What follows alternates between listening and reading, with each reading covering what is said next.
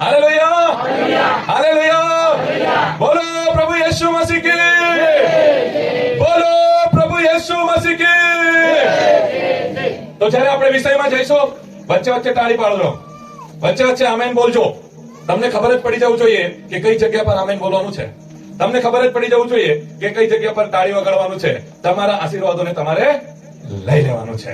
તો આજનો આ નાતાલનો આપણો વિષય છે પ્રભુ ઈસુ ખ્રિસ્તનો જ્યારે જન્મ થયો, એ જન્મની સાથે કોણ કોણ જોડાયેલા છે. આપણો વિષય છે પ્રભુ ઈસુનો જ્યારે જન્મ થયો, એ જન્મની સાથે કયા કયા વિષયો જોડાયેલા છે. અને હરેક એક વિષયને આપણે જોવાના છે અને આપણા જીવનમાં આત્મિક લાગુકરણ કરવાના છે. ઓકે, એ 10 વિષયોને આપણે જોવાના છે. એ 10 વિષયોને આપણા જીવનમાં આત્મિક રીતે લાગુકરણ આપણે કરવાનું છે. તો પ્રભુ ઈસુ ખ્રિસ્તનો જન્મ થયો એ તમને બધાને સારી રીતે ખબર છે. કઈ જગ્યામાં પ્રભુ ઈસુનો જન્મ થયો એ પણ તમને ખબર છે. પ્રભુ ઈસુનો જ્યારે જન્મ થયો ત્યાં કેવી પરિસ્થિતિ હતી એ પણ તમને ખબર છે. પ્રભુ ઈસુ ખ્રિસ્તનો જન્મ થયો ત્યાં કોણ કોણ હતું એ પણ તમને ખબર છે. તો આપણે સ્ટેપ બાય સ્ટેપ એક વિષયને જોવાના છે, સમજવાના છે, શીખવાના છે. Hallelujah, hallelujah. જ્યારે સન્ડે સ્કૂલના બાળકો નાટક કરતા હોય, તે નાટકમાં એ બધા જ વિષયોને આપણે જોઈ શકીએ છીએ. નાના નાના બાળકોને એક પાત્ર આપવામાં આવતું હોય, સરસ રીતે તેઓ નાટક રજૂ કરે, નાતાલનું દ્રશ્ય તે લોકો આપણી આગળ રજૂ કરે, નાતાલમાં કઈ રીતે એ ઘટના બની હતી, કઈ રીતે પ્રભુ ઈસુનો જન્મ થયો હતો, એ તમામ બાબતો આપણે એ નાટકમાં જોઈ શકીએ છીએ. સાથે આપણે જ્યારે વચનમાં વાંચીએ છીએ, વચનમાં આપણે જોઈ શકીએ છીએ, આપણે કોઈ વિડીયોમાં જોઈ શકીએ છીએ. તો એમાં જે હતા સ્ટેપ બાય સ્ટેપ એક વિષયને આપણે સમજવાના છે અને શીખવાના છે. ટોટલ 10 વિષય મેં તમારી આગળ પ્રગટ કરવાનો છું, જે પ્રભુ ઈસુના જન્મ સાથે જોડાયેલા છે. હાલેલુયા. તમે તૈયાર છો? શીખવા તૈયાર છો? આમેન બોલીને લેવા તૈયાર છો? ઉત્સાહ બતાવવા માટે આનંદથી તાળી પાડવા તૈયાર છો? તો નાતાલમાં પ્રભુ ઈસુનો જ્યારે જન્મ થયો ત્યારે ઘણા બધા હતા. એમાં ફર્સ્ટ પોઈન્ટ કે ત્યાં ભરવાડો હતા. ત્યાં કોણ હતા? ઘેટા બાળકો હતા. તો વચન આપણે જોઈશું. લૂકની લખેલી સુવાર્તા 2 અધ્યાય 8-9 વચન. તે દેશમાં હા, ઘેટા બાળકો રાત્રે ખેતરમાં રહીને પોતાના ટોળાને સાચવતા હતા. બરાબર. પ્રભુનો એક દૂત હા, તેઓની પાસે આવીને ઉભો રહ્યો, ને પ્રભુના ગૌરવનો પ્રકાશ તેઓની આસપાસ દેખાયો, અને તેઓ ઘણા ભયભીત થયા. હાલેલુયા. આ વચનમાં આપણે જોઈ શકીએ છીએ કે ઘેટા બાળકોની પાસે કોણ આવે છે? સ્વર્ગદૂત આવે છે. પહેલી સુવાર્તા પ્રભુ ઈસુ ખ્રિસ્તના જન્મની કોને કહેવામાં આવી? અમુક બાઇબલમાં અનુવાદમાં ભરવાડો લખવામાં આવ્યું છે, અમુક બાઇબલના અનુવાદમાં ઘેટા બાળકો. અર્થ બંનેનો સેમ જ છે. પ્રશ્ન એ છે, કેમ સૌથી પહેલા આ સુસમાચાર, આ સુવાર્તા ઘેટા બાળકોને કહેવામાં આવી? કેમ ત્યાં કોઈ મોટો નેતાને સુવાર્તા નથી આપવામાં આવી? કેમ ત્યાં કોઈ મોટા ધનાઢ્ય વ્યક્તિને સુવાર્તા નથી આપવામાં આવી? કેમ ત્યાંના કોઈ બહુ માનવંત વ્યક્તિને પહેલા નથી કહેવામાં આવ્યું? કેમ સૌથી પહેલા આ ઘેટા બાળકોને સુવાર્તા કહેવામાં આવી? આવો પ્રશ્ન થવો જોઈએ કે નહીં? પ્રશ્નનો જવાબ આપણે જોઈશું. એવું તો શું કારણ હતું? આપણે શું શીખીએ આમાંથી? આપણા માટે શું શીખવા જેવો વિષય છે કે સ્વર્ગદૂત ઘેટા બાળકોને પહેલા આવીને કહે છે? એ સમજવાના માટે પરિસ્થિતિને આપણે સમજવાનું છે. ફરીથી આપણે 8 વચનને વાંચીશું.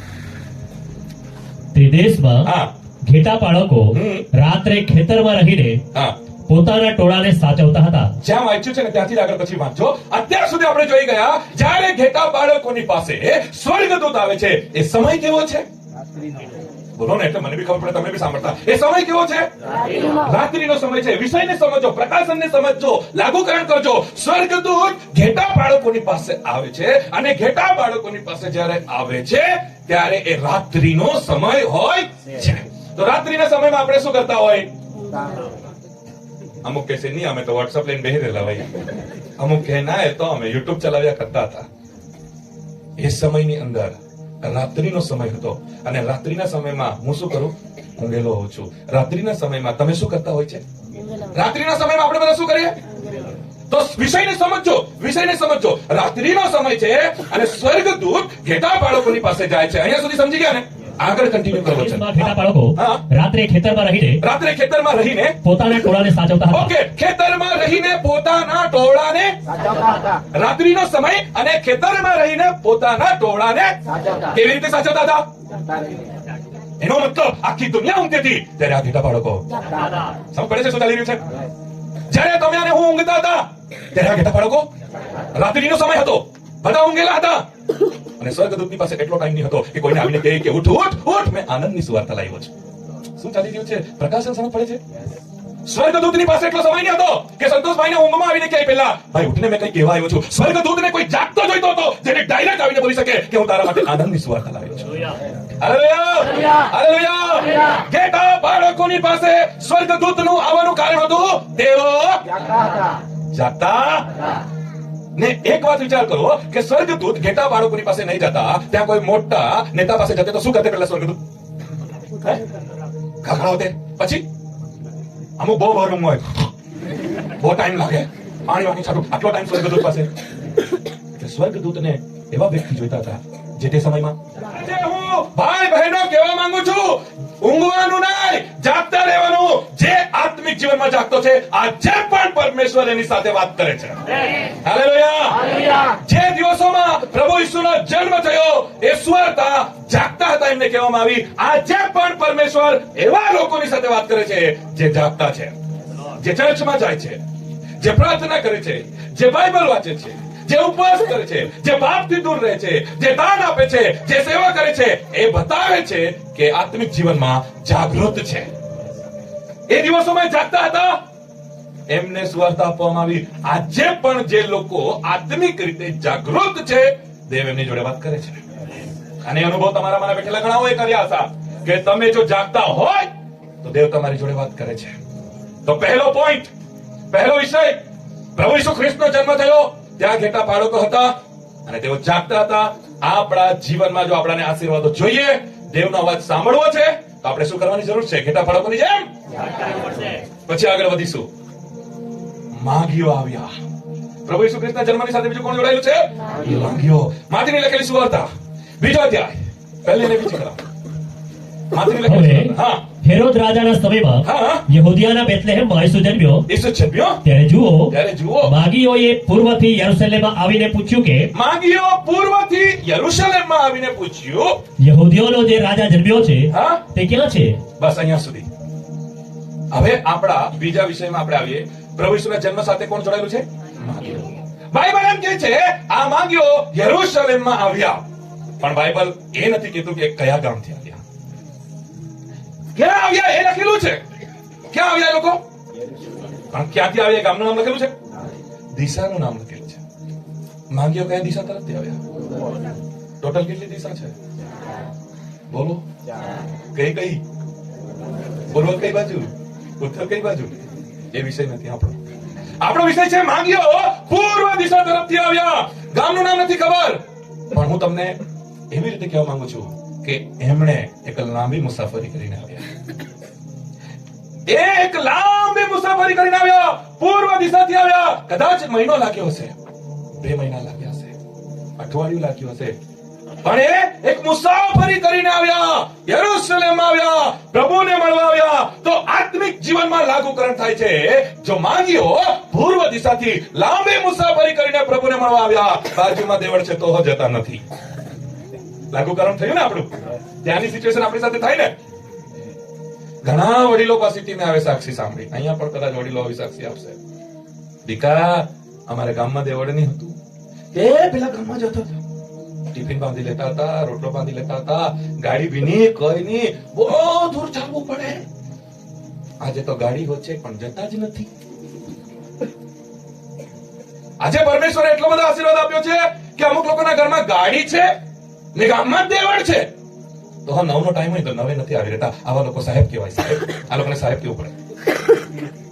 પહેલા ગાડી નહીં હતી, ગામમાં દેવળ નહીં હતું, દૂર જતા હતા, તો પણ માગીઓની જેમ એમના અંદર ઉત્સાહ હતો દેવની આરાધના કરો. હાલેલુયા! ઓ, જ્યારે માગીઓ યરુશલેમ આવતા હતા, કેટલી નદીઓ હશે, કેટલા ખાડા ટેકરા હશે, કેટલા કાંટા હશે, ડુંગર હશે, કેવી પરિસ્થિતિ હશે, કેવી કેવી જાનવરો ને કેવી કેવી એવી પરિસ્થિતિ. અંદર એક ઉત્સાહ હતો, ઈસુનો જન્મ થયો છે, એને જોવા જવાનું છે. નદી આવે કે કાંટા આવે કે કોઈ જાનવર આવે કે જે થવાનું હોય તે થાય, અંદર એક ઉત્સાહ હતો, ઈસુનો જન્મ થયો છે, ઈસુને જોવા જવાનું છે. એ ઉત્સાહ એટલો એમના જીવનમાં હતો ને કે કંઈક થઈ જાય, અંધારું આવે, રાત આવે, ભૂખ લાગે, તરસ, જવાનું એટલે જવાનું. આજે વિશ્વાસીઓની અંદર એ પ્રેમ, એ ઉત્સાહ ઠંડો પડતા એક સેવકને બહુ દુઃખ થાય છે. સૌથી વધારે લેટ કોણ આવે ખબર? જેનું ઘર દેવળના આજુબાજુમાં જ નહીં. કેમ ખબર? ગીત નથી ચાલુ થયા રે, હજુ ગીત નથી ચાલુ થયા, તે ઘરમાં બેહીને ગીત ચાલુ થવાની રાહ જોતા હોય. આ વાયરસ બહુ જગ્યા પર ફેલાતો છે. આપણાને શું લાગે ખબર? આ દેવળમાં બાજુમાં રહે ને એટલે પહેલા જ આવી જાય, એવું નથી થતું. થોડાક લસણ સોલી નાખ, હજુ ગીત કા ચાલુ થયા, થોડુંક આ કામ પતાવી લે ને, હજુ ગીત નથી ચાલુ થયા. બહુ દુઃખ થાય છે જ્યારે ગામમાં ચર્ચ, એની પાસે ગાડી છે અને ચર્ચનો ટાઈમ 9 નો છે, તો પણ એ 9 વાગે નથી પહોંચી રહેતા. શું તકલીફ છે? જો તમે તમારી તકલીફ અહીંયા કેવા લાગશો ને કે આમ છે ને તેમ છે, તો મેં તમને પકડી પેલા વડીલો પાસે લઈ જવા, એ તમને બરાબર છે. આપણો બીજો વિષય છે માંગ્યો, પૂર્વ દિશાથી મોટી મુસાફરી કરી, ઉત્સાહ હતો ઈસુને જોવાનો, ઉત્સાહ હતો ઈસુના જન્મનો. તો વહાલાઓ, આપણા જીવનની અંદર એ ઉત્સાહ હોવો જોઈએ. મારે દેવળમાં જવું છે, મારે આરાધના કરવી છે. કોઈ આવે કે નહીં આવે, 9 નો ટાઈમ છે, મારે જવું છે, મારે પહેલા પહોંચવું છે, મારે આરાધના કરવી છે, મારે પ્રાર્થના કરવી છે, મારે પરમેશ્વરની ભક્તિ કરવી છે. આ મારો ખાસ દિવસ છે, મારે ચર્ચમાં જવાનો દિવસ છે, મેં ફટાફટ તૈયાર થઈ જવા, મારે વહેલા જવું છે, મારે સમય પર જવું છે. આ ઉત્સાહ વિશ્વાસીઓની અંદર અમે જોવા માંગીએ છીએ. Hallelujah, hallelujah. મારી ઘરવાળી અને મારું જો કોઈ દિવસે ઝઘડો થવાનો હોય, બોલાબોલી થવાની હોય, એ રવિવારે જ થાય. કેમ ખબર? આટલા વાગે નીકળવાનું એટલે નીકળવાનું. ગાડીમાં બેસી જાઓ, મેં શાંતિથી આવ્યા કરો. હવે તમે મારી હું મદદ જોઈએ તમને કરી આપું. આટલા વાગે ઘરની બહાર નીકળવાનું એટલે નીકળવાનું. હવારે મેં ચાલુ જ કરી દઉં, છોકરાને ખીચો, છોકરીને ખીચો, ઘરવાળાને ખીચો, મારું ચાલુ જ થઈ જાય. પછી એ લોકો બી મને બોલે, પપ્પા આમ છે, આ કઈ બી થાય, તમે નીકળો બહાર. ગોદડા હું પડેલા જ રહી. સાચું કહેતો છું, વાળવાનું મેં ઘરવાળી કાચે ગોદડા બી નહીં ઉંચકવાના, ઝાડુ જે બધું જ પડવાના છે. ટાઈમ પર પહોંચી છે, આજે ટાઈમ પર પહોંચી છે. આજે કઈ જ નહીં કરો, નાઈ લો, કપડા પહેરીને તૈયાર થઈ જાઓ, બીજું કઈ જ નહીં, આજે કઈ કરતા જ નહીં. એક ઉત્સાહ હોવો જોઈએ. 9 નો ટાઈમ છે તો 9 જવાનું. પાછા મોડેથી આવીને વાત કરતા કરતા આવે, એટલા સારી રીતે ચાલતા ચાલતા જાણે કે એ લોકો 5-10 મિનિટ વહેલા જ આવી રહ્યા હોય. એવા લોકો ક્યાં છે? તમે મોડેથી આવે તો થોડું ટેન્શન હોવું જોઈએ ને, મોડું થઈ ગયું, એવું નહીં. વાત કરતા કરતા કાંઈ વાત માંગ્યો, પૂર્વ દિશાથી મોટી મુસાફરી પાર કરીને ઉત્સાહથી ઈસુને મળવા આવ્યા. હાલેલુયા. ત્રીજા વિષય પર આપણે જઈશું. જે ગામ જ્યાં ઈસુનો જન્મ થયો, એ ગામને બી આપણે કેવી રીતે બોલાય? બેથલેહેમ ગામ જ્યાં ઈસુનો જન્મ થયો, એનું પણ પ્રકાશન જોઈ લઈએ. માથેની લખેલી સુવાર્તા 2 અધ્યાય 6 કલમ. માથેની લખેલી સુવાર્તા 2 અધ્યાય 6 કલમ. ત્રીજો આપણો વિષય એ ગામ જ્યાં ઈસુનો જન્મ થયો, એ બેથલેહેમ ગામ. ઓ યહૂદિયા દેશના બેથલેહેમ, ઓ યહૂદિયા દેશના બેથલેહેમ, તું યહૂદિયાના સ્વભાવમાં કોઈ પ્રકારે સર્વથી નાનું નથી. તું સર્વથી નાનું નથી. કેમ કે તારામાંથી એક અધિપતિ નીકળશે, હા, જે મારા ઇઝરાયેલી લોકોનો પાળક થશે. હાલેલુયા. જો એક બીજો વાયરસ છે આપણા ત્યાં. જે વચન વાંચવા કહ્યું ને એના પછી વાંચવાનું ચાલુ જ કરી દે લોકો. એટલે મેં કીધું ને 5મી કલમ વાંચો તો પેલા ભાઈને 6મી માં બી ઇન્ટરેસ્ટ આવી જાય, 7મી માં બી ઇન્ટરેસ્ટ, પછી વચન છોડીને બાઇબલ જ વાંચવા લાગી જાય. 5મી કીધી તો 5મી વાંચીને આમ મારા બાજુ જવાનું. સમજી ગયા? ઓ બેથલેહેમ ગામ, તું નાનું. જ્યારે મેં ગૂગલ પર સર્ચ કરતો હતો કે બેથલેહેમ ગામના વિશે શું ઇતિહાસ છે, કેમ બેથલેહેમ ગામને એવું લખવામાં આવેલું છે કે તું નાનું, આવું કેમ કહેવામાં આવ્યું છે, ત્યારે મેં ગૂગલ પર સર્ચ કર્યો કે બેથલેહેમની હિસ્ટ્રી શું છે, પ્રભુ ઈસુનો જન્મ થયો એના પહેલા બેથલેહેમની પરિસ્થિતિ શું હતી. ત્યારે મને ખબર પડી કે ગામની અંદર, એ બેથલેહેમની અંદર સૌથી ઓછી સંખ્યા હતી. લોકો બહુ ઓછા હતા ત્યાં. નાનું ગામ હતું. એવી કોઈ આશા જ નહીં હતી કે વળી આ ગામમાં ખ્રિસ્ત જન્મી શકે. કે એ ગામની પરિસ્થિતિ એવી હતી, એ ગામ એટલું નાનું હતું કે કોઈ એવું વિચારી જ નહીં શકે કે જે ખ્રિસ્ત પ્રભુનો જન્મ થયો છે, જે ભવિષ્યવાણી થઈ છે તે આ બેથલેહેમમાં જન્મ થઈ શકે. એટલે બાઇબલ કહે છે, ઓ બેથલેહેમ તું, કેમ કે તારામાં અધિપતિનો જન્મ થશે, પ્રભુ ઈસુનો જન્મ. આત્મિક લાગુકરણ. કોઈ વ્યક્તિ નાનો નથી. એકવાર એનો લાઈફમાં ઈસુની એન્ટ્રી પડે ને એટલે એનું કામ ચાલુ થઈ જાય. હાલેલુયા. જે લોકો એવું સમજતા હોય મેં બહુ નાનો છું, મારી તો નોકરી બી નથી, મેં તો બહુ ભણેલો બી નથી, મને તો ગાતા બી નહીં આવડે, મેં તો કઈ નથી. બાઇબલ કહે છે, ઓ બેથલેહેમ તું નાનો. બાઇબલ કહે છે, ઇતિહાસ ચેક કર જૂના કરારમાં, જે કઈ નથી ને એને જ મેં ઉપયોગ કર્યો છે.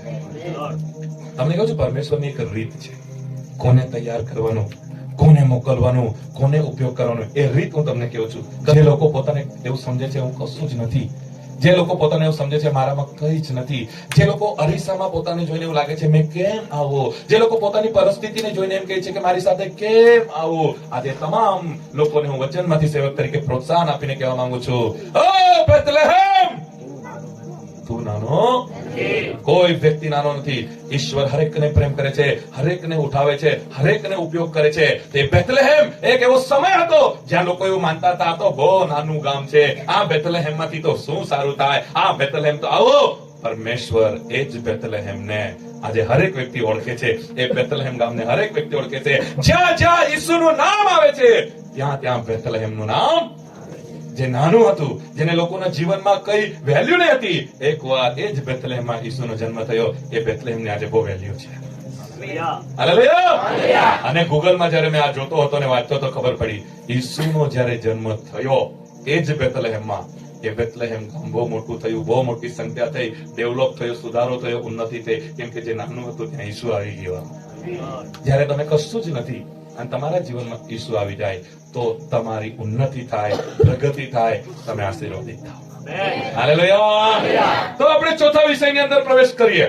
એ જગ્યા જ્યાં ઈસુનો જન્મ થયો, એ ગામ આપણે જોઈ ગયા. એ જગ્યા એને આત્મિક લાગુકરણ કરીશું. લોકની લખેલી સુવાર્તા 2 અધ્યાય 7 વચન.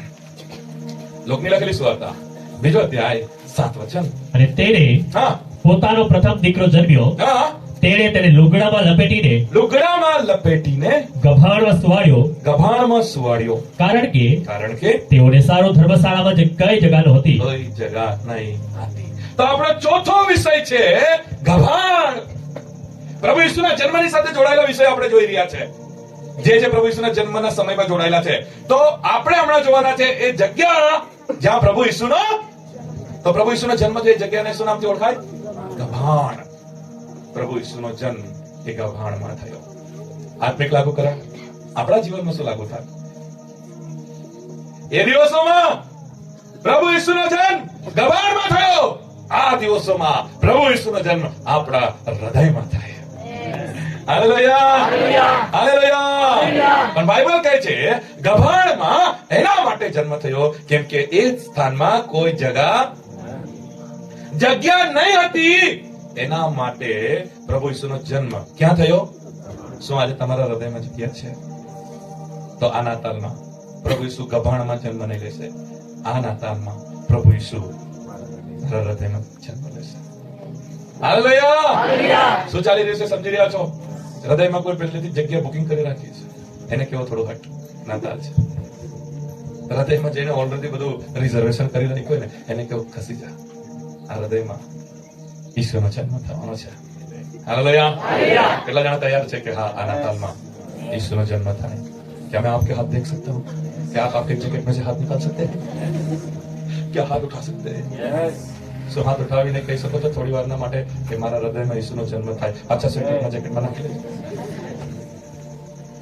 જેટલા લોકોએ એવું કીધું ને કે મારા હૃદયમાં ઈસુનો જન્મ થાય એમના માટે એક વચન. પ્રકટીકરણનું પુસ્તક 3 અધ્યાય 20 વચન. પ્રકટીકરણનું પુસ્તક 3 અધ્યાય 20 વચન. જુઓ હું બારણા આગળ ઉભો રહીને ઠોકું છું. જો કોઈ મારી વાણી સાંભળીને બારણું ઉઘાડશે તો હું તેની પાસે બાહે આવીને અંદર આવી તેની સાથે જમીશ ને તે મારી સાથે જમશે. હાલેલુયા. હાલેલુયા. કે ઈસુ મારા હૃદયમાં જન્મ લે. આ નાતાલમાં જેમ દબાણમાં જન્મ લીધો હતો તેમ આ નાતાલમાં મારા હૃદયમાં જન્મ લે. તો પ્રકાશિત વાક્ય પ્રકટીકરણ કહે છે, હું હૃદયની આગળ ઉભો છું, બહારનું ઠોકું છું, જો તમે ઉઘાડશો તો હું અંદર. એનો મતલબ પ્રભુ ઈસુ અંદર આવવા માંગે છે. આપણે શું કરવું પડશે? પ્રભુ ઈસુ કે ઇન્સ્પેક્ટર દયા નથી સીઆઈડી વાળો. દયા શું કરે? ઇન્સ્પેક્ટર દયા શું કરે? દરવાજો તોડી કાઢે. એ છે ને ચાવી વાવીની શોધ. દયા તોડ. પ્રભુ ઈસુ શું કહે છે? હું તો તારી ઈચ્છા હોય તો ખોલતો આવું. તોડવા વાળી સિસ્ટમ. પ્રભુ ઈસુ કહે છે ખોલશે આવીશ. તો જેટલા જણાએ કીધું કે આ નાતાલમાં ઈસુનો જન્મ મારા હૃદયમાં થાય તો હૃદય હાલેલુયા. હવે પાછા તમારા જેકેટમાંથી હાથ કાઢી કહેજો કે હું હૃદય ખોલવા તૈયાર છું. જો આવા તૈયાર બોલેલા એ લોકો એ બહેનો નથી તૈયાર. सब हाथ उठाकर बोलेंगे मैं अपने हृदय को खोलना चाहता हूं. તમે બોલો. જે લોકોએ કીધું કે આ નાતાલમાં ઈસુનો જન્મ મારા હૃદયમાં થાય તો હૃદયમાં થવા માટે વચન શું કહે છે? હૃદયને ખોલવું પડશે. તો જે લોકોએ કીધું કે ખોલવું પડશે એ લોકો હવે સાંભળો. પહેલા જે લોકોએ કીધું કે જન્મ થાય એ લોકોએ ખોલવું પડશે, અને જે લોકો હૃદય ખોલવા તૈયાર છે એ લોકોએ સાફ સફાઈ કરવું પડશે. સફાઈ કરવું પડે ને. વ્યારામાં આપણા સીએમ સાહેબ આવેલા, ખબર વચ્ચે પ્રોગ્રામ ભૂપેન્દ્રભાઈ પટેલ આવેલા ને, તો વ્યારા કેવું કરેલું?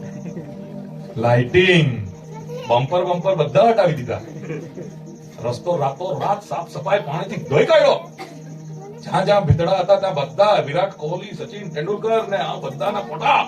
2 દિવસમાં તો વ્યારા ચમચમ થઈ ગયું. વ્યારાનો આખો નકશો બદલાઈ ગયો. વ્યારા સુંદર થઈ ગયું. કોણ આવવાનું હતું?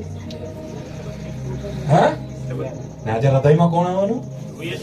તો એના માટે આટલી સાફ સફાઈ થઈ, એના માટે થવી જોઈએ કે નહીં? હાલેલુયા. સીએમ સાહેબના માટે વ્યારામાં આટલી સાફ સફાઈ થઈ ગઈ. આ રાજાઓનો રાજા, પ્રભુનો પ્રભુ દિલમાં આવે તો સાફ સફાઈ તો થવી જોઈએ ને.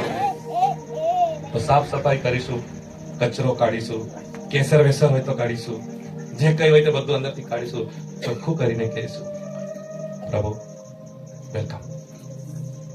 તમારા ઘરે પાસ્ટર સાહેબ આવે તો સાફ સફાઈ કરે કે નહીં? કે બધું કચરો પડેલો ને આવો સાફ સફાઈ કરવું પડે કે નહીં?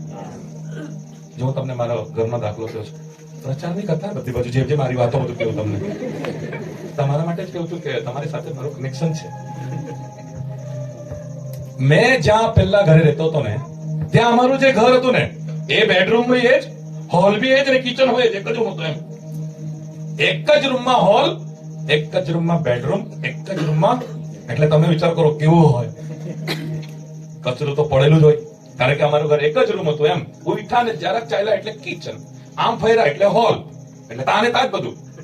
હવે હું અલગ અલગ ગામમાં મિનિસ્ટ્રી કરવા જાઉં, પ્રભુ મારો ઉપયોગ કરે, એટલે કોઈ પાસ્ટર ને એવું લાગે વ્યારા આવ્યા છે તો સંતોષભાઈ ને એટલે ફોન કરે, સંતોષભાઈ પ્રેઝ ધ લોર્ડ, ક્યાં છો? ઘરે છું. તો કઈ નહીં, વ્યારા આવેલા તો એવું વિચાર્યું કે તમને મળતા જઈએ. ધક ધક ધક ધક ધક. મારી ઘરવાળી ના બેગ બીજા જોઈએ. હવે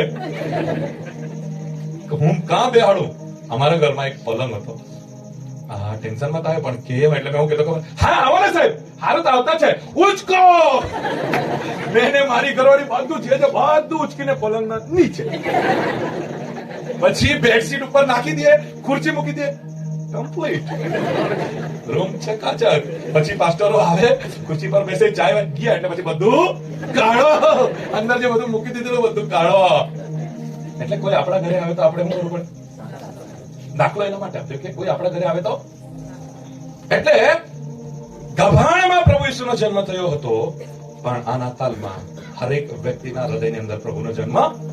જો હૃદયમાં જન્મ થવો જોઈએ તો હૃદયને ખોલવું પડશે, અને ખોલવા પહેલા કેસર વેસર જે હશે તે બધું કાઢવું પડશે.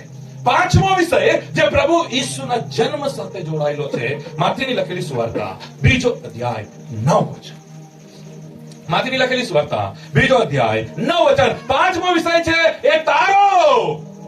એક તારા, એ તારો આપણો વિષય છે. 5મો વિષય. હા. ત્યારે હા, તેઓ રાજાનું કહેવું સાંભળીને ગયા, હા, ને જુઓ, જે તારો પૂર્વમાં તેઓએ દીઠો હતો, પૂર્વમાં તેમણે જોયો હતો, તે તે તેઓની આગળ ચાલતો ગયો, આગળ ચાલતો ગયો, ને બાળક હતો અને બાળક હતો તે ઠેકાણા ઉપર આવીને થંભ્યો. ત્યાં આવીને ઉભો રહી ગયો.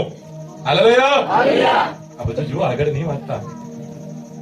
પાંચમો વિષય છે એક તારો જે પ્રભુના જન્મ સાથે જોડાયેલો છે. તમે જો આ બાળકો નાટક કરતા હોય ને ત્યાં જોજો, ઉપર તારો હોય, પછી પેલા નાના નાના બધા મેં કરીને આવે ને ત્યાં ઘેટા બાળકો હોય, ગભાણ હોય, પછી પેલા 3 માંગીઓ આમ કરીને આવતા હોય. આ વિષય આપણે જોઈ ગયા ને. હવે આપણે ક્યાં આવ્યા છે? પ્રભુ ઈસુના જન્મમાં તારાની બહુ મહત્વની ભૂમિકા છે, કેમ કે આ એ તારો છે જે માંગીઓને પ્રભુ ઈસુ પાસે લઈ આવે છે. આ તારાને જોઈને એ લોકો આવતા હતા. જ્યાં જ્યાં તારો જાય ત્યાં ત્યાં એ લોકો જાય. જેમ જેમ તારો વટે તેમ તેમ એ લોકો વટે, અને બરાબર તારાની પાછળ ચાલતા ચાલતા જ્યાં પ્રભુ ઈસુનો જન્મ થયો હતો ત્યાં એ માંગીઓ આવી પહોંચે. આત્મિક રીતે આપણા જીવન માટે આમાં શું શીખવા મળે છે? તો તમે મોબાઈલ વાપરો છો, મોબાઈલમાં તમે લોકેશન વાપરો, લોકેશન મોકલ ને, લોકેશન એમ બોલે ને બધા. પછી લોકેશનમાં આપણે આમ કરીને ચાલુ કરે એટલે ગાડી ચલાવે એટલે એમ કે ચલાવતા ચલાવતા આગળ 300 મીટર જઈને ડાબે વળો, આવું બોલે. આગળ જઈને 200 મીટર પર જમણે વળો, એટલે જે મોડવા કે તેમ 200 મીટર વળો, 300 મીટર વળો. આ મેપ વાળી સિસ્ટમ એટલી મસ્ત છે ને. 2 દિવસ પહેલા મેં ચર્ચમાં પ્રચાર કરવા ગયો નાતાલની મીટિંગમાં, અને મને ચર્ચની જગ્યા કાં છે ગામ ખબર નહીં, એમણે લોકેશન મોકલાયું. દેવળના બાજુમાં મારી ગાડી આવીને ઉભી રહી ગઈ. એ લોકો ગીત ગાતા હતા અને લોકેશન બોલે કે તમારું નિર્ધારિત સ્થાન બાજુમાં જ છે એમ કે. એટલે બાજુમાં જ આવીને ગાડી ઉભી રહી ગઈ. એટલું જબરજસ્ત કેમ કે તમારું નિર્ધારિત સ્થાન બાજુમાં છે. જોયું તો આ તો દેવળના બાજુમાં ગાડી ઉભી છે. એટલે લોકેશન આપણને બતાવે છે આગે જાઓ, ડાબે વળો, જમણે વળો. આ તારો એ લોકેશન નું કામ કરતો. હાલેલુયા. હવે એ સમયમાં માગીઓની પાસે મોબાઈલ હતો તો એવો લોકેશન નાખતે, યરુશલેમ, બેથલેહેમ, ચાલો આગે વળો. પણ એ સમયમાં આ લોકેશન નું કામ આ તારો કરતો હતો. આ તારો જ્યાં જ્યાં જાય ત્યાં માગીઓ જતા હતા. તો માગીઓને પ્રભુ ઈસુની પાસે લાવવા માટે આ તારો બહુ મહત્વનો હતો. હાલેલુયા. હાલેલુયા. આજે એ તારાનું કામ તમારું ને મારું છે. એ તારો મેં છું, એ તારો તમે છો, જે લોકોને પ્રભુ ઈસુની પાસે લાવશે. હાલેલુયા. એ તારો માંગીઓને ઈસુની પાસે લઈને આવ્યો, આ તારો લોકોને ઈસુની પાસે લઈને આવશે. આજે આ નાતાલ પર્વમાં આપણું જીવન એ તારાની સમાન થવું જોઈએ. આપણે છે જે લોકોને પ્રભુ ઈસુની પાસે લાવશે. આપણે છે લોકો જે પ્રભુના પાસે લોકોને દેવળમાં ઉદ્ધારના માટે આપણે લાવવાનું છે. તો એ સમયમાં એ તારો હતો જેણે એનું કામ કર્યું, અને આ સમયમાં એ તારો કોણ છે? આપણે નહીં બોલો, મેં બોલો. આ તારો કોણ છે? અને તમારું કામ શું છે? તારાનું કામ હોય લોકોને કાં લાવવાનું છે? ઈશ્વરની પાસે લાવવાનું છે. હાલેલુયા. સમજ પડે છે શું ચાલી રહ્યું છે? હજુ બીજા 5 વિષયો નાતાલના.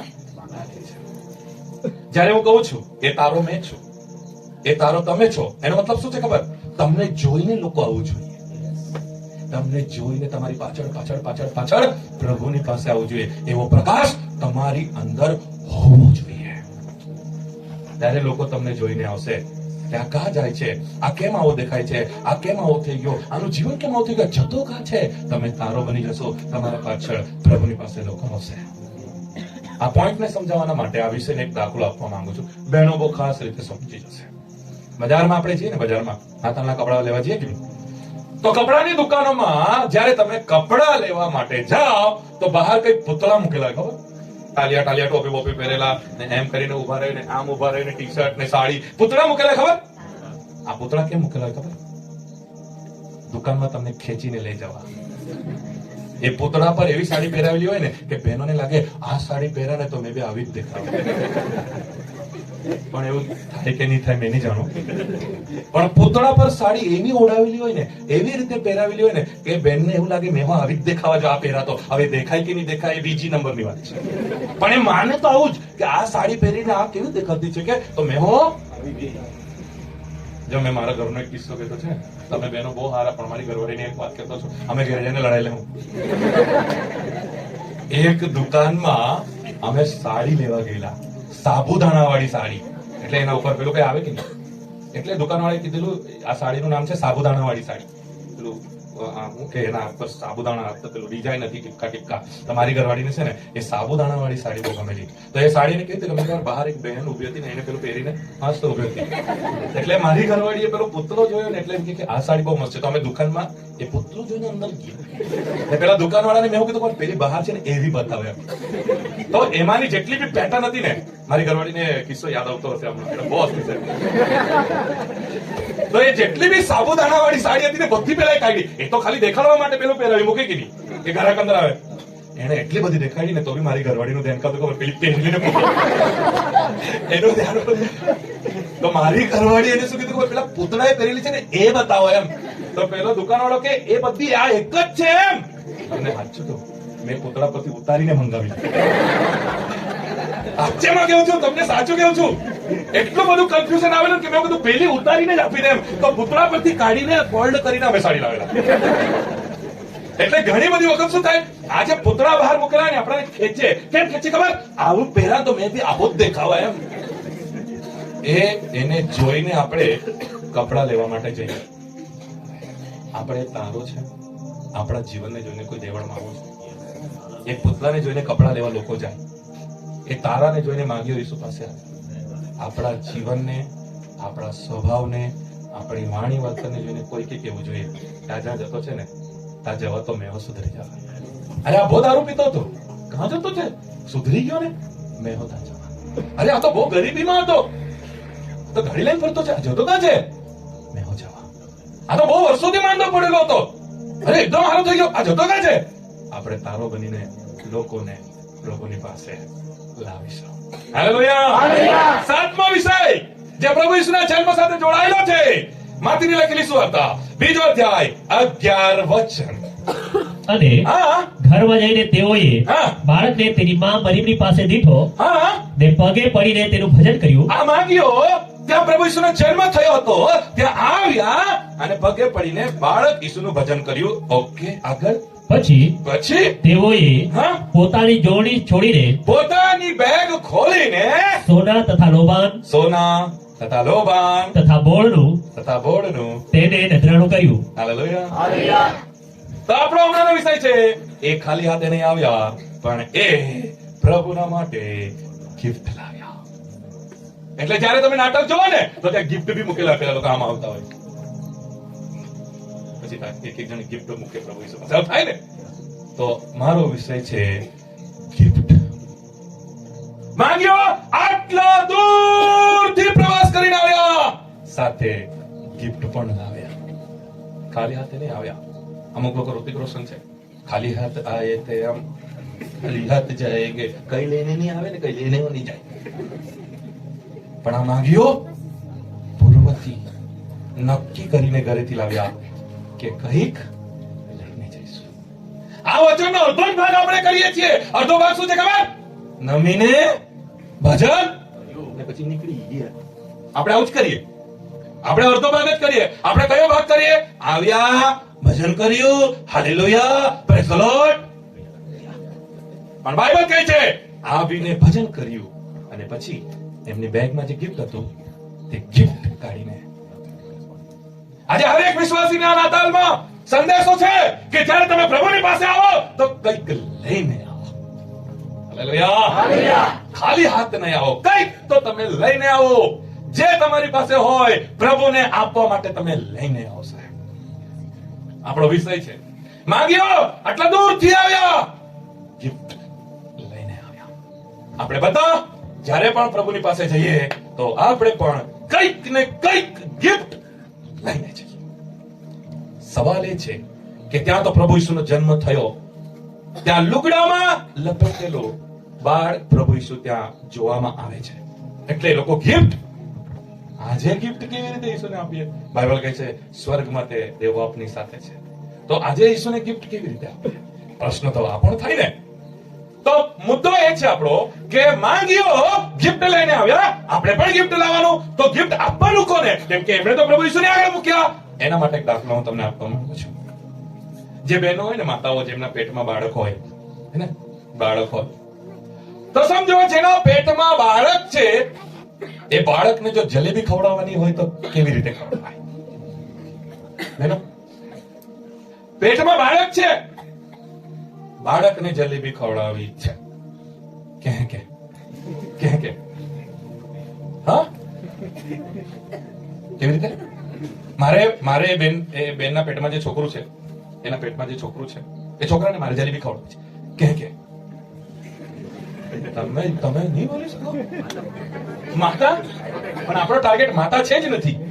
આપણાને માતા હાથે કઈ લાગે વળગી જ નહીં. આપણો ટાર્ગેટ તો છોકરું છે. માતા હાથે આપણો ટાર્ગેટ તો છોકરું છે.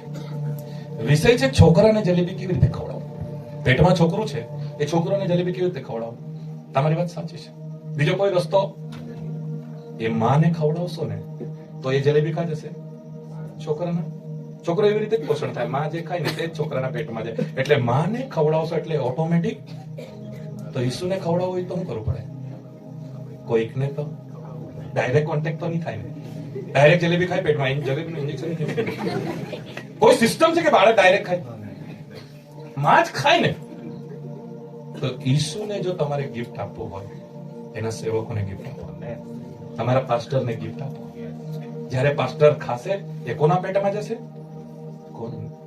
નથી કઈ તમને કઈ કામ આપવાનો, નથી કઈ હમણાં જ ખવડાવવા દો, નથી કઈ તમને કઈ ગિફ્ટ હમણાં જવાબ તો આપી શકાય. જો બાળકને આપણે કઈ ગિફ્ટ આપ્યું તો એ ક્યાં પહોંચી જાય? કોના પાસે પહોંચી જાય? તો આપણો ટાર્ગેટ કોણ છે? આપણો ટાર્ગેટ કોણ છે? આપણું ગિફ્ટ કોને આપવાનું છે? પણ ડાયરેક્ટ ઈસુને અપાય? કોઈને આપવું પડે. એ કોણ છે? બાળક સાહેબ, પ્રભુનો દાસ, એને આપો એટલે એ ખાય એટલે કોના પેટમાં જાય? પેટમાં કોણ? ઈસુ. ઈસુ ખાય પહોંચી ગયું. ડાયરેક્ટ ઈસુને આપવાની સિસ્ટમ. બીજું, તમારા મંડળીમાં આપો. તમારા મંડળીમાં લાઈટ છે, તમારા મંડળીમાં પંખો છે, તમારા મંડળીમાં ખુરશી છે, તમારા મંડળીમાં પાથરનું છે, તમારા મંડળીમાં કલર કામ બાકી છે, તમારા મંડળીમાં દરવાજો નથી, તમારા મંડળીમાં બારી નથી. મંડળીમાં કઈ પણ આપશો એ કોના પેટમાં જશે? આપણે કોને આપવાનું છે? તો પ્રભુ ઈસુને આપવા માટે પ્રભુના સેવકને આપો, પ્રભુની મંડળીને આપો. આ બે એવી જગ્યા છે જે આજે લોકોના તારણના માટે કામ કરી રહી છે. હાલેલુયા! હાલેલુયા! કેમ કે ચર્ચ નહીં રહેશે તો બેસવાની જગ્યા નહીં રહેશે, અને ચર્ચ બે માળનું નહીં રહેશે ને પાસ્ટર જ નહીં રહેશે તો કઈ કામનું નહીં. હાલેલુયા બોલીને ઘરે જાઓ. અને ખાલી બાળક જ રહેશે ને મંડળી નહીં રહેશે તો ઝાડવા નીચે બેસો, વરસાદ આવે તો ભાગો. એટલે બેસવાના માટે ચર્ચ જોઈએ અને ચર્ચમાં સાચવવાના માટે બાળક જોઈએ. આ બે જણાને તમે જે ખવડાવશો તે ઈસુના પેટમાં જશે. હાલેલુયા! હાલેલુયા!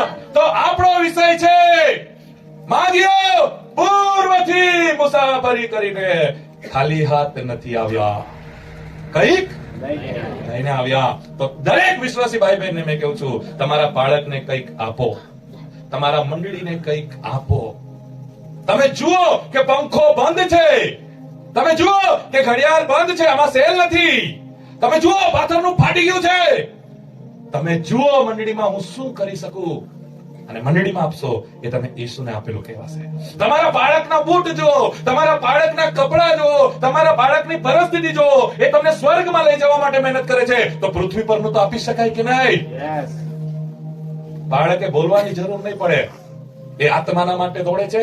સંસારિક જરૂરિયાતો આપણે એમને આપી શકીએ છીએ. જ્યારે આપણે એમને આપીશું એ પ્રભુ સુધી પહોંચી જશે. હાલેલુયા! હાલેલુયા! વિધવા બહેન સારફત નગર એલિયા, પ્રભુ કહે છે જા, વ્યવસ્થા કરી છે, અને જેના ઘરે વ્યવસ્થા કરી લે કહે છે છેલ્લું જ ખાઈને મરવાની છું. સમજી ગયા શું કહું છું? પ્રભુ કહે છે જા, વ્યવસ્થા કરી છે, અને જેના ઘરે વ્યવસ્થા કરી એ કહે છે છેલ્લું જ છે. જરાક અમથું મેદો અને જરાક અમથું તેલ. પછી અમે પણ એને સેવકને એમાંથી ખવડાવી દીધું. એના ઘરે સેવક આવી ગયો, એને એમાંથી સેવકને ખવડાવી દીધું તો એ મરી ગઈ. પણ આજે લોકો કહે છે સેવકને આપવા તો મરી જવા. તમને સાચું કેવું, એ નહીં આપતે ને તો હાચમ મરી જતી. નહીં સમજ? એની પૂરી તૈયારી હતી, છેલ્લું જ છે, એને માનસિક રીતે તૈયારી કરી જ લીધેલી. એટલે એ શું કહે છે, આ છેલ્લું જ છે, મેં ઘરે જવા ને પછી એને બનાવવા ને પછી એને ખાવા અને પછી મરી જવા. એની પૂરી તૈયારી હતી મરવાની, પણ એ મરી નહીં. કેમ કે જે છેલ્લું હતું ને એમાંથી એને એલિયાને ખવડાવ્યું. કોના પેટમાં ગયું? બચી ગયું કે નહીં? એ મેદો ને તેલ પૂરું થયું. તમારા સેવકને ખવડાવશો ઈસુને પહોંચી જશે, એનો બદલો તમને મળી જશે. હાલેલુયા. લોકોને એવું લાગે આટલા કજ આવ્યા રે, આમાં તો મારું જ જેમ તેમ થાય, મેં જ મરી જવા. અરે નહીં આપે તો મરી જ જાય. આપી તો જો, એ મેંદો ને તેલ પૂરું નહીં થાય. હાલેલુયા. એ એલિસા જે ગામમાં સેવા કરવા જતો હતો ને, ત્યાં એ બેન હતી, એના હારું ખાવાનું બનાવ, ભોજનની વ્યવસ્થા. પછી પેલી બેન શું કહે છે ખબર એના ઘરવાળાને? બહેનો સાંભળજો, તમે બહુ જરૂરી છે અમે. એના ઘરવાળાને કહે છે, અરે આજે આવતો છે ને આપણા ગામમાં, મને આ સેવક જ લાગે છે, આ પ્રભુનો સેવક છે, આપણે એક કામ કરીએ કે એક નાની ઓરડી બનાવી દઈએ, એટલે જયારે બી આવે ને તો અહીંયા રહે, પછી આપણે એને ખવડાવીશું. તો એ બહેને એક નાની ઓરડી બનાવી, ત્યાં ખાટલો મૂક્યો, ત્યાં ખુરશી મૂકી. જ્યારે પણ એલિસા ત્યાં જાય એને જમવાની વ્યવસ્થા કરે. એને જયારે જમવાની વ્યવસ્થા કરી, બાઇબલ કહે છે એ બેનને બધા જ આશીર્વાદ હતા, બાળકો નહીં હતા. પણ જયારે એને એલિસાને ખવડાવ્યો, પ્રભુ એને બાળકની ભેટ આપી. હાલેલુયા. હાલેલુયા. અરે સાહેબ, કઈ મોટી ભેટ નહીં અપાય તો કઈ નહીં, પણ પાસ્ટરને જમવા બોલાવો, મરેલો એલિસાનો હાડકો ટચ થાય તો જીવતો થઈ જાય, તો આખો આખો જીવતો પાસ્ટર ઘેરમાં આવતો. હાલેલુયા. અરે હાડકામાં આટલો પાવર છે તો આખો જીવતો પાસ્ટર આવે તો કેટલો પાવર હોય? એકવાર એના પગલા તો અંદર પડવા દો, તમારું 100 ગ્રામ ચિકન વસૂલ થઈ જાય. હાલેલુયા. મારા પ્રેસ ધ લોર્ડ કરેલા 500 રૂપિયા વસૂલ.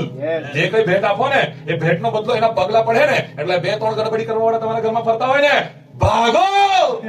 કેમ કે અભિષેક સાથે સેવા કરે છે, અભિષેકની સાથે એન્ટ્રી કરે છે, પેલા ભાગી ગયા, તમારા 500,000 વસૂલ. હાલેલુયા. સેવકના માટે જે કરી શકાતો એ કરો. તમે ચંપલ લેવો, સેવકના માટે પણ વિચારો ને, એને કોણ ચંપલ લે આપે? કોઈ જગ્યાએ મંચુરિયન ખાવા જાવ તો કેવો એક હજુ એક્સ્ટ્રા કરી દેજો, સેવકને ખવડાવવાનો છે.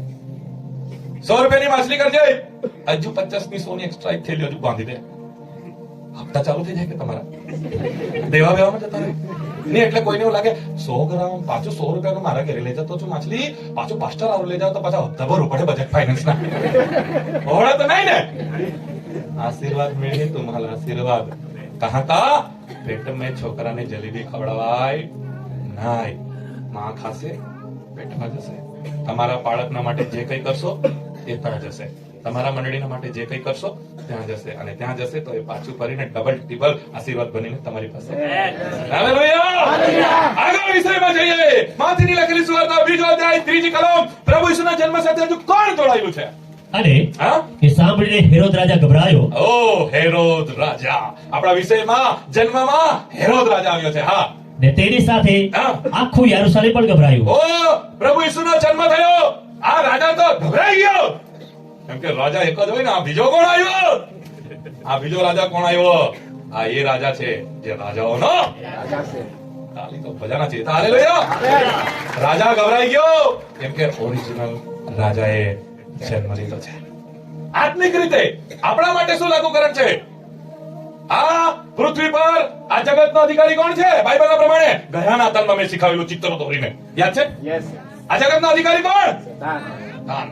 તો અત્યાર સુધી એને અધિકાર ચલાવ્યો, પણ આ નાતાલમાં હવે કોણ આવી ગયો? એટલે કોણ ગભરાઈ ગયો? એટલે જ્યારે પ્રભુ ઈસુનો જન્મ થયો ત્યાંનો રાજા હેરોદ રાજા ગભરાઈ ગયો.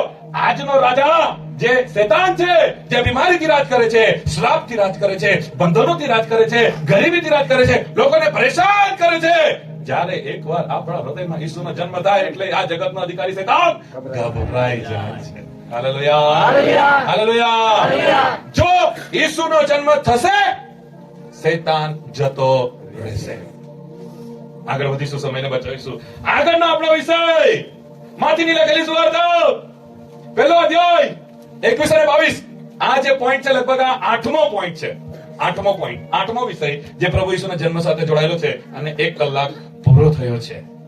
8મો વિષય, હજુ 2 વિષય બાકી છે. 8મો વિષય માથીની લખેલી સુવાર્તા 1 અધ્યાય 21 અને 22. હજુ એ જન્મમાં કોણ જોડાયેલું છે? હા, અને હા? તેને દીકરો થશે, હા, ને તું તેનું નામ ઈસુ પાડશે, દીકરો થશે, તું તેનું નામ ઈસુ પાડશે. કેમ કે જે પોતાના લોકોને તેઓના પાપથી તારશે તારશે તે એ જ છે. એ જ છે. એટલે પ્રભુ ઈસુ ખ્રિસ્તનો જે જન્મ થયો એ આપણાને પાપથી બચાવવાના માટે થયો છે. પ્રભુ ઈસુ આવ્યા, તારણ માટે આવ્યા. આના પછીનું વચન ધ્યાનથી સાંભળો. હવે હવે એ બધું એ બધું એ માટે થયું કે એ માટે થયું કે પ્રભુએ પ્રભુએ પ્રબોધકની મારફતે પ્રબોધકોની મારફતે જે કહાવ્યું હતું જે કહાવ્યું હતું તે પૂરું થાય તે એટલે પૂરું થાય એટલે હાલેલુયા. બસ હવે ઉપર જોજો. પ્રભુ ઈસુનો જન્મ થયો આપણા તારણના માટે. પણ તમને ખબર છે બાઇબલ શું કહે છે? પ્રભુ ઈસુનો જન્મ કેમ થયો? કેમ કે ઓલરેડી ભવિષ્યવાણી ભવિષ્યવક્તાઓ દ્વારા પ્રબોધકો દ્વારા થઈ ગઈ હતી. એટલે બાઇબલ એમ કહે છે જે પ્રબોધકોએ બોલ્યા, જે ભવિષ્યવાણી થઈ તે પૂરી કરવા માટે પ્રભુ ઈસુ આવ્યા. એનો મતલબ શું છે?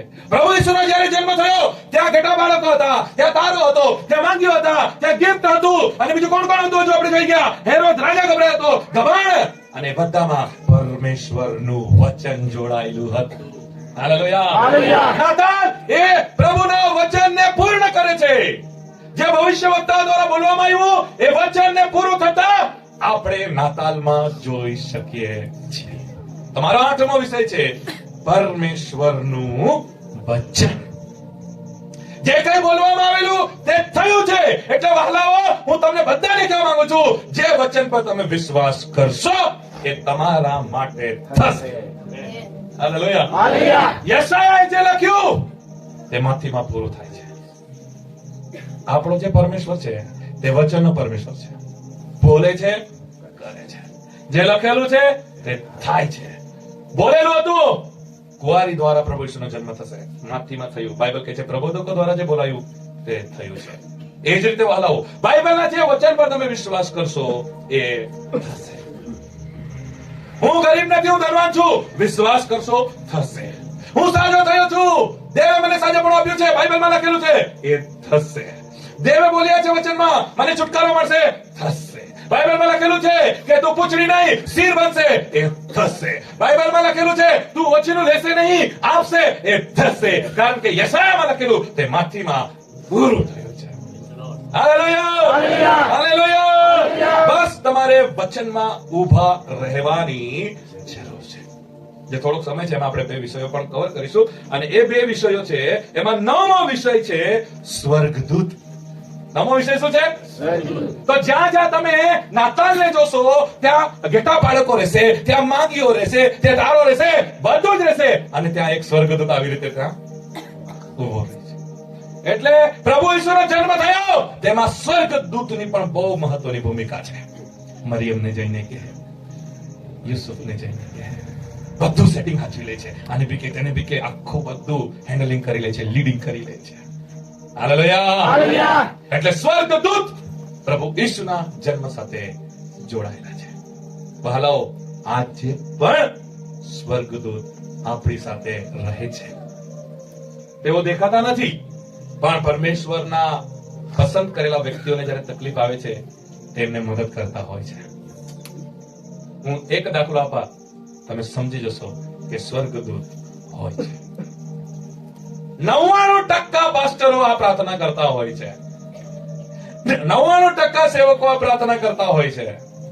જ્યારે તમે મુસાફરી કરો છો ત્યારે, જ્યારે તમે ટ્રાવેલિંગ કરો છો ત્યારે, જ્યારે તમે ગાડીમાં બેસો છો ત્યારે, અથવા તો તમે નવી ગાડી લાવો ને પાસ્ટર પાસે પ્રાર્થના કરો ને ત્યારે પાસ્ટર મોઢામાંથી આ શબ્દ 99% સેવકો બોલે છે. શું બોલે છે ખબર? લાખો સ્વર્ગદૂતોની સુરક્ષા એની સાથે રહે. બોલે છે ને પાસ્ટરો, પ્રભુ આ ભાઈ હમણાં ગાડી પર બેસીને એ પેલા ગામ જવાનો છે, સ્વર્ગદૂતોની સુરક્ષા એની સાથે રહે. બોલે છે ને?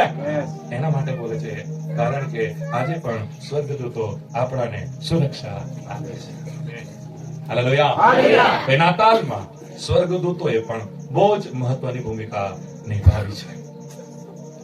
છેલ્લો વિષય, 10 વિષયોમાં 9 વિષયો કવર કરતા છેલ્લો વિષય જે બહુ જ મહત્વનો વિષય છે, બહુ જ સમજવા જેવો છે. ખાસ કરીને જે લોકો સેવા કરે છે એ લોકોએ ધ્યાનથી સાંભળવાનું છે. જે લોકો પ્રભુની સેવા કરે છે, કોઈ પણ પ્રકારની સેવા હોય, પ્રાર્થના કરવા જતા હોય, આરાધના કરતા હોય, પ્રચાર કરતા હોય, સાજાપણું આપતા હોય, કોઈ પણ પ્રકારની સેવા કરનાર વ્યક્તિ બેઠો હોય, એના માટે બહુ ઇમ્પોર્ટન્ટ છે. સાથે સાથે હરેક વિશ્વાસીના માટે આ વિષય ઇમ્પોર્ટન્ટ છે. જે આશીર્વાદિત થવા માંગતો હોય, જે આગળ વધવા માંગતો હોય, ધ્યાન આપજો. પ્રભુ ઈસુ ખ્રિસ્તના જન્મની સાથે એના માતા પિતા જોડાયેલા છે. મરિયમ હોય છે, બાળકને પકડેલું હોય છે, લુગડામાં લપેટેલું હોય છે, બાજુમાં યુસુફ પગડી બાંધીને હોય છે નાટકમાં. છેલ્લો વિષય. જ્યારે પ્રભુ ઈસુનો જન્મ થયો, એ જન્મમાં યુસુફ અને મરિયમે બહુ મહત્વનો ભાગ ભજવ્યો છે. હું તમને બંને જણાની વાત કરું છું, કેવી રીતે મહત્વનો છે. ભવિષ્યવાણી થઈ હતી. બાઇબલ બંધ કરી દો, સંદેશો પૂરો થયો છે. ધ્યાન આપજો, છેલ્લો વિષય છે. તમે બાઇબલ બંધ કરી શકો છો, કારણ કે સમય પણ મારો પૂરો થાય છે. ધ્યાન આપજો, છેલ્લો વિષય છે, મહત્વનો છે. બાઇબલમાં ભવિષ્યવાણી થઈ હતી, કુંવારી દ્વારા ખ્રિસ્તનો જન્મ થશે.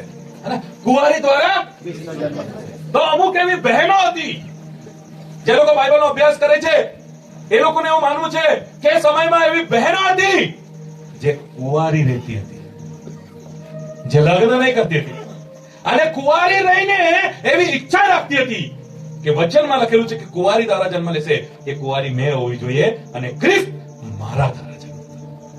સમજ પડી રહી છે શું ચાલી રહ્યું છે? બહેનો તૈયાર હતી અમુક કે કુંવારી દ્વારા જન્મ થાય અને એ કુંવારી બહેન મેં બનું અને માન સન્માન મને મળે, એ મોકો મને મળે. પણ તમને એક વિશેષ વાત કહું, મરિયમ તૈયાર નહીં હતી. મરિયમ તૈયાર કેવી રીતે ખબર પડે કે મરિયમ તૈયાર નહીં હતી? કેમ કે એની સગાઈ થઈ હતી. એની સગાઈ થઈ હતી એનો અર્થ એ છે કે એના અંદર કોઈ ઈચ્છા જ નહીં હતી કે ખ્રિસ્ત મારા દ્વારા જ, કેમ કે એક પારિવારિક જીવન જીવવા માંગતી હતી. તો જેટલી બહેનો કુંવારી રહીને રાહ જોતી હતી, એ બધાને સાઈડ પર કરીને જેની કોઈ તૈયારી નહીં હતી એને પસંદ કરી છે. હાલેલુયા! હાલેલુયા! કારણ કે આ જવાબદારી બહુ મોટી હતી. આ જવાબદારી બધાને એવું લાગતું હોય મેં મારા દ્વારા ઈસુ જન્મ લેવો જોઈએ, એ મેં રહેવી જોઈએ, કુંવારી મેં રહેવી જોઈએ. પણ પરમેશ્વરને ખબર હતી આ બહુ મોટી જવાબદારી છે. મને એક એવી બહેન જોઈતી છે જે આ જવાબદારી ઉઠાવી શકે. પરમેશ્વરે નજર કરી કોના દ્વારા. ત્યારે પરમેશ્વરે જોયું છે, અરે આ બહેને તો પોતાનું જીવન કુંવારી રહેવાનો નિર્ણય કર્યો, પણ ના, આ નહીં ઉઠાવી શકે. એ જવાબદારી આનાથી નહીં થાય. બીજી બેન, ત્રીજી બેન, પરમેશ્વરનું ધ્યાન મરિયમ પર ગયું. એણે સગાઈ કરી હતી તો પણ પરમેશ્વરે મરિયમને જોઈને વિચાર્યું આ જવાબદારી લેશે. હાલેલુયા! કારણ કે એ જેટલી મોટી આશીષ છે, જેટલો મોટો આનંદ છે, જેટલું મોટું સૌભાગ્ય છે, એટલો મોટો સંઘર્ષ છે. ખાલી એટલું જ નથી કે મારા પેટથી ઈસુનો જન્મ થાય, એની પાછળ સંઘર્ષ છે. એ સંઘર્ષ ઉઠાવવા માટે પણ એ બેન તૈયાર હોવી જોઈએ. એ સંઘર્ષ જો તો ખબર, એક કુંવારી છોકરી પ્રેગ્નન્ટ થાય, એક કુંવારી છોકરી પેટમાં છોકરું લઈને આવી રીતે ફરતી હોય, સમાજ જીવા દે? સમાજમાં એની કોઈ ઇજ્જત રહી? સમાજના લોકો એને કેવી નજરથી જોઈ ખબર? એને સહન કરવાની જો શક્તિ એનામાં હોય ને તો જ ઈસુ એના દ્વારા જન્મ લેશે. સમજ પડે છે? મરિયમ તૈયાર થઈ, જેવી પ્રભુની ઈચ્છા એવું થવા દે. અને એ સમાજમાં, એ ગામમાં, એ પરિવારમાં એ કુંવારી હોઈને પણ પેટમાં બાળક લઈને ફરે છે, એ નાની વાત નથી. કુંવારી મરિયમ. અને તમને કેવું, આ યુસુફ એ બહુ મોટું કામ છે. યુસુફને ખબર પડી કે જેની સાથે સગાઈ થઈ છે એ તો પ્રેગ્નન્ટ છે સાહેબ, એના પેટમાં તો છોકરું છે. બાઇબલ કહે છે યુસુફે વિચાર્યું છાની રીતે એને સ્વર્ગદૂતે આવીને એને કીધું, ભાઈ મરિયમને છોડતો નહીં, આ તો દેવના દ્વારા થાય છે, આ તો પવિત્ર આત્માનું કામ છે, એના પર આવી નજર નહીં રાખ, એને કઈ નથી કર્યું. અને યુસુફ એ સંઘર્ષ ઉઠાવવા તૈયાર થાય છે. બેઠેલા ભાઈઓ, એક એવી સ્ત્રીની સાથે લગ્ન કરવા તૈયાર છે જેના પેટમાં ઓલરેડી છોકરું છે. નાની વાત છે આ? નાની વાત છે? યુસુફ એવી છોકરી સાથે લગ્ન કરવા તૈયાર થાય છે જેના પેટમાં ઓલરેડી છોકરું છે. એના ગામના લોકો શું કહેશે? એના પરિવારના લોકો શું કહેશે? એનો સમાજ શું કહેશે? એ બધું જ દુઃખ, સંઘર્ષ ઉઠાવવા એ તૈયાર થાય છે. એને એના જ લીધે આજે જ્યાં જ્યાં ઈસુનું નામ આવે છે ત્યાં ત્યાં મરિયમ અને યુસુફને યાદ કરાય છે. હાલેલુયા! જે લોકો સેવા કરવા માંગે છે યાદ કરજો, યાદ રાખજો, જેટલી મોટી સેવા મળશે ને એટલો મોટો સંઘર્ષ જોડાયેલો રહેશે. મેં રેસ્પેક્ટ કરું છું એ બધા જ સેવકોનો જે મોટી સેવા લઈને ચાલે છે, કેમ કે મોટી સેવા સાથે મોટો સંઘર્ષ જોડાયેલો. જે સેવકોને એવું લાગતું હોય કે મારા દ્વારા મોટા ચમત્કાર થાય, જેને એવું લાગતું હોય કે મારી મોટી સેવા થાય, જે લોકોને એવું લાગે છે કે મારી સેવા વધે, યાદ રાખજો મોટા કામની સાથે મોટો સંઘર્ષ જોડાયેલો હોય છે. આજે યુસુફ અને મરિયમને લોકો યાદ કરે છે. આજે યુસુફ અને મરિયમ દ્વારા પ્રભુ ઈસુનો જન્મ થયો. એ યુસુફ અને મરિયમે બહુ મોટો સંઘર્ષ ઉઠાવ્યો છે. બહુ મોટો સંઘર્ષનો એમણે સામનો કર્યો છે. બદનામીનો સામનો કર્યો છે. બેઇજ્જતીનો સામનો કર્યો છે. આજે જો કોઈ સેવક તૈયાર થઈ જશે, એની સેવા ઉચકાઈ જશે. હાલેલુયા. આજે કોઈ સેવા કરવા માંગતું હોય અને એવું બોલી દે ને, મેં હરેક પરિસ્થિતિના માટે તૈયાર છું, મેં હરેક પરિસ્થિતિના માટે આજે મારા પોતાના જીવનને સમર્પણ કરું છું, ત્યારે પ્રભુ તમારી સેવા ઉઠાવશે. પ્રભુએ બધા બાજુ જોયું અને પ્રભુએ કીધું યુસુફ ઉઠાવશે આ બોજ. યુસુફ આ સંઘર્ષને ઉઠાવશે. માટે આજે યુસુફને યાદ કરીએ છીએ. પરમેશ્વરે જોયું આ બધી બહેનોમાં મરિયમ આ બોજ ઉઠાવશે, મરિયમ આ સંઘર્ષ ઉઠાવશે. આજે મરિયમને આપણે યાદ કરીએ છીએ. બહારાઓ પ્રભુ ઈસુ ખ્રિસ્તના જન્મમાં જેટલો આનંદ કરીએ છીએ, પ્રભુ ઈસુના જન્મની જેટલી ઉજવણી કરીએ છીએ, એમાં યુસુફ અને મરિયમ માતા પિતા તરીકે બહુ મોટો ફાળો છે. Hallelujah, hallelujah. આ 10 વિષય પ્રભુ ઈસુના જન્મની સાથે જોડાયેલા છે અને આ હરેક વિષય આપણને કંઈક ને કંઈક શીખાવે છે. આ હરેક વિષયમાં કંઈક ને કંઈક આપણા માટે પ્રકાશન જોડાયેલું છે. એક પાસ્ટર તરીકે, સેવક તરીકે મારી પ્રાર્થના છે આજે જ્યારે તમે અહીંથી જાઓ, આ 10 વિષયો આત્મિક જીવનમાં તમારા જીવનમાં કામ કરે. હાલેલુયા. પ્રભુ ઈસુના જન્મની સાથે જે લોકો જોડાયેલા હતા, એમના જીવન દ્વારા, એમના કાર્ય દ્વારા તમારા જીવનમાં પણ બદલાવ આવે, આશીર્વાદ આવે. આ નાતાલ કંઈક નવું કરે. આ નાતાલ જે લોકો આ જોડાય છે ઈસુની સાથે, એવા આપણા જીવનમાં પણ કંઈક અદ્ભુત. આવો આપણે ઉભા થઈશું, પ્રાર્થના કરીશું. Praise the lord.